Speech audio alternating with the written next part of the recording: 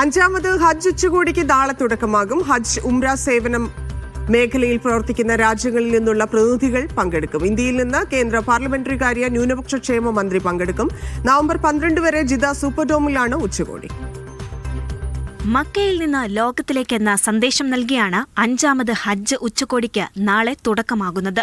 ഹജ്ജിനും ഉംറയ്ക്കുമെത്തുന്ന വിശ്വാസികൾക്ക് നൽകുന്ന സേവനങ്ങളുടെ ഗുണനിലവാരം വർദ്ധിപ്പിക്കാനും ഹജ്ജ് സേവനദാതാക്കളുമായുള്ള സഹകരണം ശക്തിപ്പെടുത്താനും ലക്ഷ്യമിട്ടാണ് 4 ദിവസം നീളുന്ന സമ്മേളനം.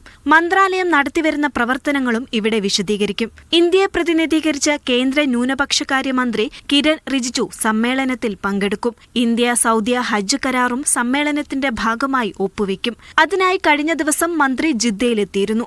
സമ്മേളനത്തിൽ വിവിധ രാജ്യങ്ങളിൽ നിന്നുള്ള മന്ത്രിമാർ, നയതന്ത്രജ്ഞർ ഉൾപ്പെടെ 100-ലധികം പ്രഭാഷകരും പങ്കെടുക്കുന്നുണ്ട്. 80-ലധികം ചർച്ചാ സെഷനുകളും 60 ശില്പശാലകളും സമ്മേളനത്തിന്റെ ഭാഗമാകും. 120 രാജ്യങ്ങളിലെ 260 പ്രദർശകരും സമ്മേളനത്തിൽ പങ്കെടുക്കും. 52,000 ചതുരശ്ര മീറ്റർ വിസ്തൃതിയിലുള്ള പ്രദർശനം ഉൾപ്പെടെയുള്ള പരിപാടിയിലേക്ക് 150,000-ത്തിലധികം സന്ദർശകരെയാണ് ലക്ഷ്യമിടുന്നത്. സുസ്ഥിരത, ആർട്ടിഫിഷ്യൽ ഇന്റലിജൻസ്, ഡിജിറ്റൽ തുടങ്ങിയ വിവിധ വിഷയങ്ങൾ ചർച്ചയാകും. Media 1 Jeddah.